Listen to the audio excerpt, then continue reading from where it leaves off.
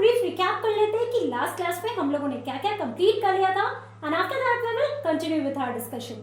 Okay, so now last class we were talking about Harshavardhana and Harshacharita, right. तो बच्चों उसके पहले हम लोगों ने गुप्ता एम्पायर में समुद्रगुप्त के बारे में पढ़ा, है ना. और लास्ट क्लास में हम लोग नए एम्परर के बारे में बात कर रहे थे, और या नए रूलर के बारे में बात कर रहे थे, दैट इज हर्षवर्धन. तो हर्षवर्धन के बारे में हम लोगों ने क्या पढ़ा बच्चों, that he belonged to the Pushpabhuti dynasty, right, and also he was an important ruler of North India. Okay, जो 606 से 647 CE तक इन्होंने रूल किया था नॉर्थ इंडिया में, राइट. और उनके बारे में हमें कैसे पता चलता है, तो उनके बारे में हम लोग को बायोग्राफीज के थ्रू पता चलता है. और सबसे इंपॉर्टेंट बायोग्राफी जो है वो उनके कोर्ट पोएट के द्वारा लिखी गई थी, जिसका नाम है हर्षचरित्र, राइट. और वो कोर्ट पोएट कौन थे बच्चों जिन्होंने हर्षचरित्र के बारे में लिखा, सो हिज नेम वाज बाण भट्ट. तो ये छोटे छोटे इंपॉर्टेंट पॉइंट्स हैं जो आपको याद रखना होगा, है ना. और उसमें हम लोग को जिनोलॉजी पता चलता है हर्षवर्धन का, और किस तरीके से वो किंग बने थे, इन सारे इंपॉर्टेंट डिटेल्स के बारे में हर्षचरित्र में लिखा गया है, राइट, जो मैंने लास्ट क्लास में एक्सटेंसिव डिटेल में आपके साथ शेयर किया था.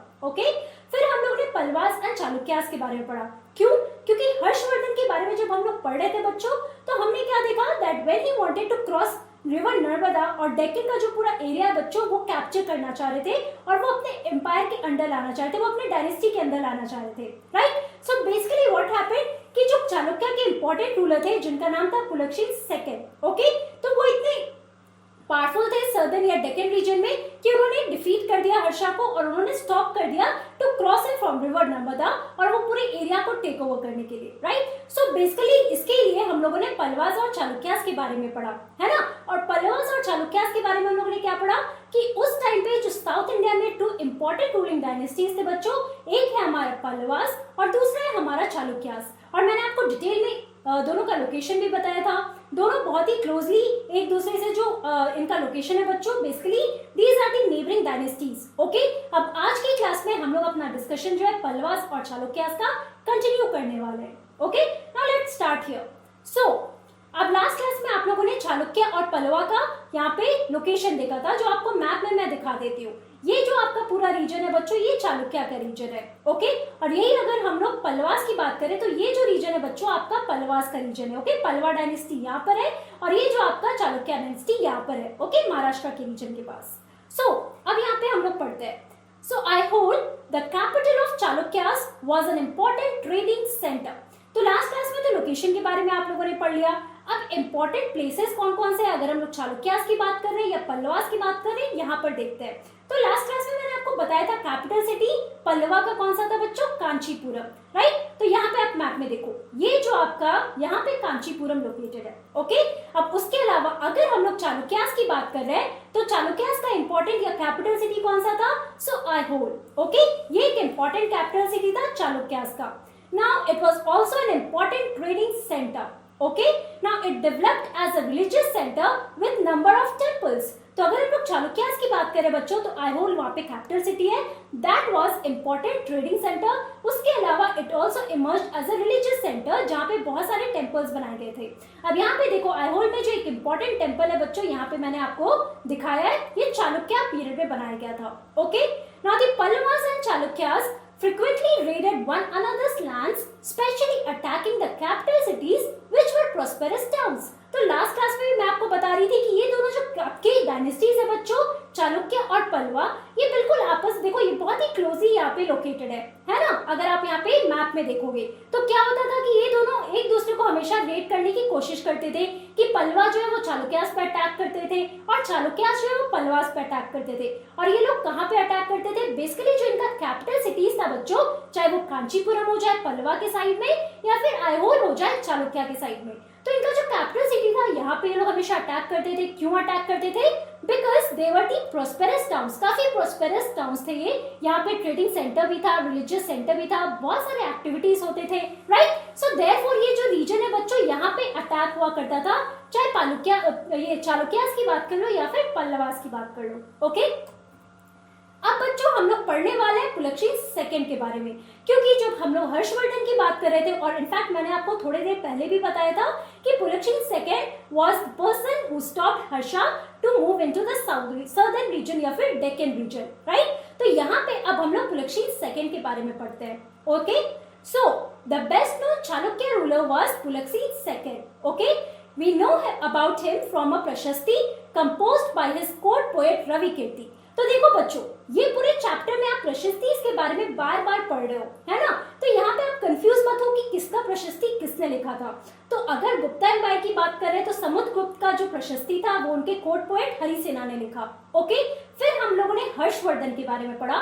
तो हर्षवर्धन के बारे में बायोग्राफीज लिखी गई थी और जो सबसे इंपॉर्टेंट बायोग्राफी थी बच्चों वो बाणभट्ट ने लिखा था और उसका नाम था हर्षचरित। ओके, तो ये सारे इंपॉर्टेंट पॉइंट्स आपको याद रखना होगा एंड इनफैक्ट कंफ्यूज भी नहीं होना होगा। ओके, तो यहाँ पे अगर हम लोग पुलकेशिन सेकंड की बात करते हैं तो उनके बारे में भी हमें प्रशस्ति के थ्रू ही पता चलता है, जिसका नाम है बेसिकली उस प्रशस्ति का नाम है जिसको कंपोज किसने किया है बच्चों? It has been composed by court poet Ravikirti. तो इसको कंपोज किसने किया था? इस प्रशस्ति को लिखा किसने था? तो कोर्ट पोएट जो थे रविकीर्ति, उन्होंने इस प्रशस्ति के बारे में लिखा था। Okay, now this tells us about his ancestors who are traced back through 4 generations from father to son. Okay, तो ये जो प्रशस्ति है बच्चों पुलकेशिन सेकंड के बारे में जो लिखा गया है, जो रविकीर्ति ने लिखा है, सो बेसिकली उसमें क्या लिखा गया है? उसमें बताया गया है about the ancestors of Pulakeshin second. Okay, उनके एंसेस्टर्स के बारे में पता चलता है थ्रू 4 जनरेशंस। ओके, मतलब father to son, then again father to son, ये पूरा जो 4 जनरेशन है बच्चों उसके बारे में हमें पता चलता है इन दी प्रशस्ति of Pulakeshin second. Okay, now Pulakeshin second was evidently got the kingdom from his uncle. तो पुलकेशिन को बच्चों वो पूरा किंगडम जो है चालुक्य का वो किससे मिला था? So he got it from his uncle, not from his father but from his uncle. Okay, and this is the picture of Pulakeshin second here, right? तो ये इंपॉर्टेंट पॉइंट्स है जो आपको याद रखना होगा। Okay, also according to Ravikirti he led expeditions along both the west and the east coast. तो आप लोगों ने अभी लोकेशन देखा कहाँ पे जो चालुक्य डायनेस्टी है बच्चों वो किस एरिया में लोकेटेड था, है ना? वेस्टर्न रीजन में लोकेटेड था। तो बेसिकली रविकीर्ति ने क्या लिखा? He wrote that he led expeditions, मतलब पुलकेशिन सेकंड ने एक्सपेडिशंस कहाँ पे उन्होंने अपने जितने भी एक्सपेडिशंस थे वो किस एरिया में उन्होंने लॉन्च किए थे? So basically both in the western and the eastern coast. Okay, दोनों ईस्टर्न और वेस्टर्न कोस्ट में उन्होंने अपने एक्सपेडिशंस को लीड किया था। Besides, he checked the advance of Harsha, जो मैंने आपको लास्ट क्लास में बताया था कि हर्षवर्धन ने सक्सेसफुली पूरे नॉर्थ इंडिया को तो कैप्चर किया बट वो साउथ इंडिया की तरफ या डेक्कन रीजन की तरफ नहीं आ पाए थे और उनको स्टॉप किसने किया था? पुलकेशिन सेकंड ने हर्षवर्धन को स्टॉप किया था। ओके, तो एक इंपॉर्टेंट पॉइंट है जो आपको याद रखना होगा। Now Pulakeshin also attacked the Pallava king who took shelter behind the walls of Kanchipuram. तो बच्चों हम लोगों ने क्या देखा था? अभी मैंने आपको बताया कि जो चालुक्य के रूलर्स थे या फिर जो पल्लवा के रूलर्स थे बच्चों, ये आपस में एक दूसरे के रीजन में अटैक करते थे। तो अगर हम लोग पुलकेशिन की बात करते हैं तो इन्होंने भी पल्लवा किंग को अटैक किया था, who were taking shelter behind the walls of Kanchipuram, जो इनका कैपिटल सिटी था। ओके, और अगर हम लोग प्रशस्ति की बात कर रहे हैं यहाँ पर तो ये देखो, नाउ दिस इज द प्रशस्ति of Pulakeshin second that was composed by who? Ravikirti. Okay, तो ये आपका इंपॉर्टेंट पॉइंट्स है जो आपको याद रखना होगा यहाँ पर। Okay, also but the Chalukyas victory was short lived. अगर हम लोग चालुक्य डायनेस्टी की बात करें तो उनका जो विक्ट्री था कि वो जिस तरीके से वो अपने एरा को एक्सपैंड कर रहे थे, अपने डायनेस्टी को एक्सपैंड कर रहे थे, वो काफी छोटा था। बहुत ज्यादा टाइम तक वो लोग सबसे इंपॉर्टेंट रूलिंग डायनेस्टी नहीं रह पाए थे। Okay, ultimately both the Pallavas and the Chalukyas gave way to the new rulers belonging to the Rashtrakuta and Chola dynasty. So basically बच्चों यहाँ पर आप देखो अब कौन से नए एम्पायर्स या डायनेस्टीज इमर्ज होने लगे थे? तो राष्ट्रकूटास और चोला डायनेस्टीज इमर्ज होने लगे थे। ओके, इसलिए जो पल्लवास थे या फिर चालुक्यास थे बच्चों, इनका जो रीन है वो काफी टाइम तक नहीं चल पाया था। उस टाइम पे अगर हम लोग 6th-7th सेंचुरी की बात कर रहे हैं तो उस टाइम पे 2 इंपॉर्टेंट रूलिंग डायनेस्टीज थे, वो था चालुक्यास एंड देन पल्लवास। लेकिन अगर हम लोग 7th सेंचुरी के आगे की बात करो तो उसके बाद चोलास या फिर राष्ट्रकूटास डायनेस्टी थे बच्चों, जो सदर्न या डेक्कन रीजन में इंपॉर्टेंट रूलिंग डायनेस्टीज होने लगे थे। अब यहाँ पे मैं आपको मैप में दिखाती हूँ, this is your Rashtrakutas. Okay, आप देख सकते हो यहीं पे आपका चालुक्य है। ओके, चालुक्य के बारे में जो आप लोगों ने पढ़ा था, राइट, और ये आपका चोला डायनेस्टी है। अब आप देखो कि ये दोनों जो नए डायनेस्टीज थे ये इमर्ज इमर्ज होने लगे थे और इसकी वजह से जो चालुक्य का विक्ट्री था या फिर जो पल्लवास का था बच्चों रूलिंग डायनेस्टी जो उस टाइम पे हुआ करते थे वो ज्यादा टाइम तक नहीं रह पाए थे। ओके, तो यहाँ पे हम लोगों ने जितने भी इंपॉर्टेंट एम्पायर्स या जितने भी इंपॉर्टेंट किंगडम्स है उसके बारे में जो इमर्ज हो रहे थे उनके बारे में हमने पढ़ लिया है। ओके, अब ये जो चोलास और राष्ट्रकूटास के बारे में बच्चों ये हम लोग सीनियर क्लासेस में पढ़ेंगे। जब आप क्लास 7 में जाओगे तो वहां पे आप लोग चोलास और राष्ट्रकूटास के बारे में और डिटेल में पढ़ोगे। ओके, सो अब बच्चों हम लोग बात करते हैं एडमिनिस्ट्रेशन के बारे में। एक तरफ आप लोगों ने गुप्ता एम्पायर के बारे में पढ़ा, उसमें जो इंपॉर्टेंट रूलर थे या एम्परर थे समुद्रगुप्त उनके बारे में हम लोगों ने पढ़ा। फिर हम लोगों ने हर्षवर्धन के बारे में पढ़ा और उसके बाद हम लोगों ने पुलकेशिन के बारे में पढ़ा, चाहे वो जो चालुक्य डायनेस्टी के रूलर थे या फिर पल्लवास के बारे में भी हम लोगों ने शॉर्ट में डिस्कस किया है। ओके, अब ये जो इंपॉर्टेंट डायनेस्टीज थे, इंपॉर्टेंट एम्पायर या इंपॉर्टेंट नए किंगडम्स थे बच्चों, यहाँ पे एडमिनिस्ट्रेशन कैसा हुआ करता था इसके बारे में अब हम लोग जानने की कोशिश करते हैं। So let us talk about the administration here. So land revenue remained important for these rulers and the village remained the basic unit of administration। तो यहाँ पे देखो जो रेवेन्यू है बच्चों वो लैंड रेवेन्यू बेसिकली जो लैंड वहाँ पे जितने भी इंपॉर्टेंट या बड़े बड़े लैंड थे जो विलेजेस में थे तो that was the main source for income of these rulers. मतलब वहां से जितने भी पैसे कलेक्ट होते थे वो रूलर्स के पास आते थे, right. And the village remain the basic unit of administration, और जितने भी विलेजेस थे they remain the basic unit for administration अगर हम लोग एंशिएंट इंडिया की बात कर रहे हैं। Okay, now there were some new developments as well. अब कौन कौन से नए डेवलपमेंट्स हो रहे थे इसके बारे में हम लोग यहाँ पर देखते हैं। So kings adopted a number of steps to win the support of men who were powerful. अब आप लोगों ने ये भी देखा कि जो विलेजेस में बहुत सारे ऐसे लोग रहते थे वो काफी पावरफुल थे। ओके, जो बड़े बड़े बहुत ही वेल्दी लोग हुआ करते थे, राइट। सो किंग ने क्या किया, उन्होंने बहुत सारे इंपॉर्टेंट मेजर्स इंपॉर्टेंट स्टेप्स लिए in order to gain the support of these people जो वहाँ पे बहुत ही वेल्दी और वहाँ पे बहुत ही पावरफुल हुआ करते थे। ओके, अब ये क्या क्या इंपॉर्टेंट स्टेप्स थे हम लोग वो भी देखेंगे। अब हम लोग दूसरा इंपॉर्टेंट पॉइंट यहाँ पर देखते हैं। सो some important administrative posts were now hereditary। Okay, कहने का क्या मतलब है, this means that sons succeeded fathers to these posts। Okay, अब हम लोग देखते हैं कि जो भी एडमिनिस्ट्रेटिव पोस्ट थे, ओके, मान लो पर्टिकुलर एम्पायर में फॉर एग्जांपल अगर हम लोग समुद्रगुप्त के बारे में बात कर रहे हैं तो उनके कोर्ट में जो भी इंपॉर्टेंट पोस्ट थे बच्चों वो हेरिडिटरी कर दिया गया था। और यहाँ पे हेरिडिटरी कहने का क्या मतलब है कि मान लो अगर फादर उस पोस्ट पे, एक पर्टिकुलर फैमिली में फादर उस पोस्ट पे, तो उनके डेथ के बाद क्या होगा, उनका सन जो है उस पोस्ट को लेगा। ओके, और ये पूरा हेरिडिटरी सिस्टम यहाँ पे अपनाया गया था। अब यहाँ पे एग्जाम्पल के थ्रू मैं आपको समझाती हूँ। For example the poet Harisena. अब हरिसेना के बारे में आप लोगों ने कब पढ़ा, गुप्ता एम्पायर में पढ़ा, when we are talking about Samudragupta, है ना। नाउ हरिसेना को कौन सा पोस्ट दिया गया था वो हम लोग यहाँ पर देखते हैं। सो हरिसेना वाज महादंड नायक और chief judicial officer like his father.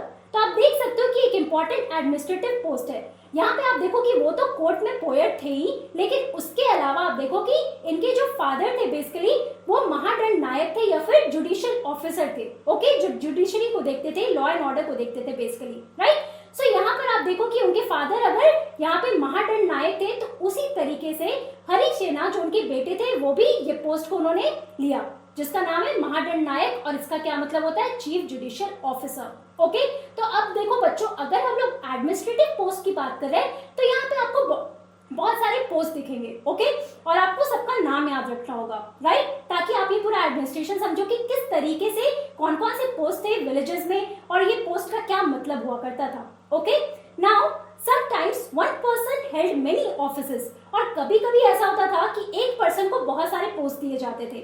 अब यहाँ पे एग्जाम्पल के थ्रू ही समझते हैं। So for instance besides being a Mahadhan Nayak, Harisena was Kumar Amatya, meaning an important minister। अब देखो हरिसेना को एक इंपॉर्टेंट एडमिनिस्ट्रेटिव जो पोस्ट था बच्चों वो था महादंड नायक का, लाइक हिज फादर। उसके अलावा इनको और बहुत सारे एडमिनिस्ट्रेटिव पोस्ट दिए गए थे। For example he was also Kumar Amatya, जिसका क्या मतलब होता है, इसका मतलब होता है इंपॉर्टेंट मिनिस्टर, बहुत ही इंपॉर्टेंट मिनिस्टर हुआ करते थे समुद्रगुप्त के टाइम पे।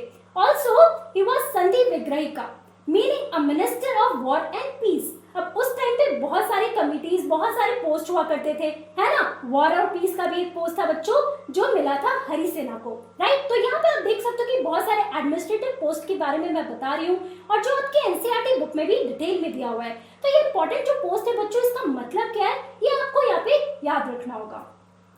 Besides, important men probably had a say in local administration. तो जो important या powerful लोग थे बच्चों, उनका कहाँ पे importance था?